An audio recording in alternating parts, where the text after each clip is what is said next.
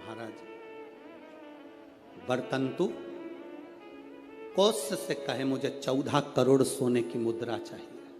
गुरु परीक्षा लेता है। गुरु परीक्षा की घड़ी में ऐसा सामने आता है कि परीक्षा लेने के लिए तत्पर।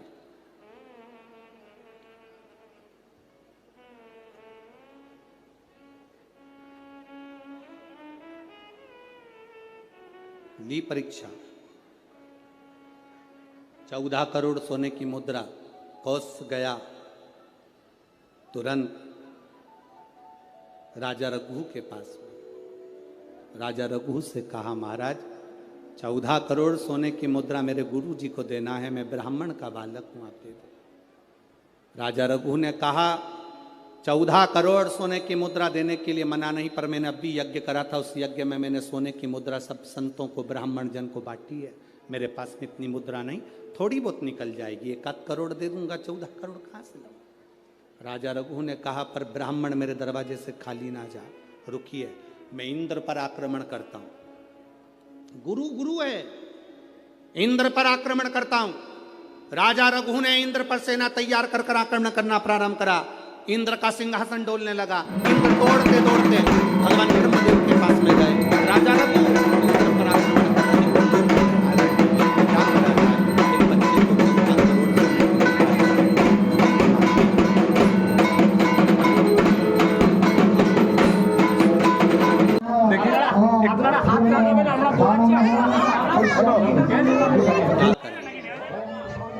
इंद्र से कहा राजा रघु यहाँ पर आए स्वर्ण मुद्रा लेने के लिए।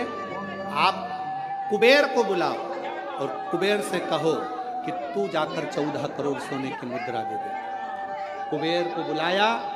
कुबेर शमी का एक पत्ता तोड़ा। शमी का एक पत्ता कुबेर ने तोड़ा और पृथ्वी पर आकर शमी के पत्ते को तोड़कर कौत्स को दे दिया। कौत्स ये शमी का पत्ता। उसने कहा मुझे 14 करोड़ स्वर्ण मुद्रा चाहिए, ये पत्ते का क्या करूं? 14 करोड़ मुझे स्वर्ण मुद्रा चाहिए, इस पत्ते का क्या करूंगा? अब कुबेर ने जो पत्ता दिया और कौत्स से कहा कि ये वर्तंतु महर्षि को ले जाकर दे देना, वो महर्षि समझ जाएंगे इस पत्ते में क्या है। वर्तंतु महर्षि के पास में एक शमी का पत्ता ले जाकर कौत्स ने दिया। कौत्स ने जैसे दिया, वर्तंतु ने उस पत्ते को अपने सिर से लगा लिया और जान गया ये मेरे महादेव का शमी का पत्र है। एक पत्ते में 14 करोड़ सोने की मुद्रा का फल होता है। 14 करोड़ सोने की मुद्रा का फल एक शमी के पत्ते में होता है। तुरंत वर्तंतु महर्षि ने शंकर की आराधना कर कर शिव जी से हाथ जोड़कर प्रार्थना करी, बाबा प्रकट हो। देवादिदेव महादेव प्रकट होकर कहते हैं वर्तंतु मांगो तुम्हें क्या चाहिए। वर्तंतु कहते हैं बाबा शरदीय नवरात्रि पूर्ण होने पर जो विजयदशमी आए, उस दशमी के दिन जो एक शमी का पत्र भूलवश में महादेव को समर्पित कर दे, उसकी जिंदगी में कभी संपदा की कमी न आए। एक शमी का पत्र, एक शमी का पत्ता 14 करोड़ सोने की मुद्रा से प्रबल हो जाता है। एक शमी का पत्र। आज भी कई जगह पर विजयदशमी के दिन, कई स्थानों पर विजयदशमी के दिन शमी के पत्ते का लेन देन होता है। शमी के यहाँ होता है कि नहीं होता हमको स्मरण नहीं है।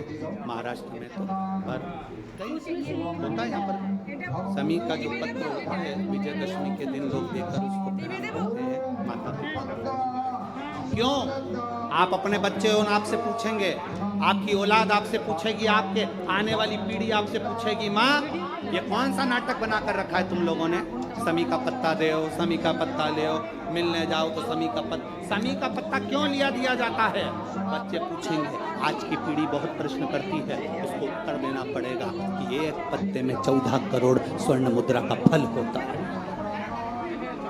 एक शमी के पत्र में आज के बच्चे जो प्रश्न करेंगे उसका उत्तर देने के लिए तुम्हें तैयार रहना पड़ेगा। उस उत्तर को तुम्हें देना पड़ेगा कि ये शमी का पत्र विजयदशमी पर क्यों लेन देन किया जाता है? शमी का पत्र क्यों शिव के मंदिर में जाता है? शमी के पत्र की मूलता क्यों है? बाबा अंजलि क्या बजे से होगा? अंजलि टाइम देखा देखो। अच्छा बेलपता में की एक शमी पत्र में चलिए। और केवल यही नहीं, शमी के वृक्ष के नीचे, बेलपत्री के वृक्ष के नीचे अगर फूल से बच्चा पार्थिव शिवलिंग का निर्माण कर देता है, फूल रश्मि से जल समर्पित कर देता है, फूल रश्मि भाव से पुष्प या शमी पत्र या बेलपत्र भी चढ़ा देता है, तो वो इस संसार में कहीं ना कहीं सुख भोगता ही है, उसके जीवन में दुख। शमी पत्र की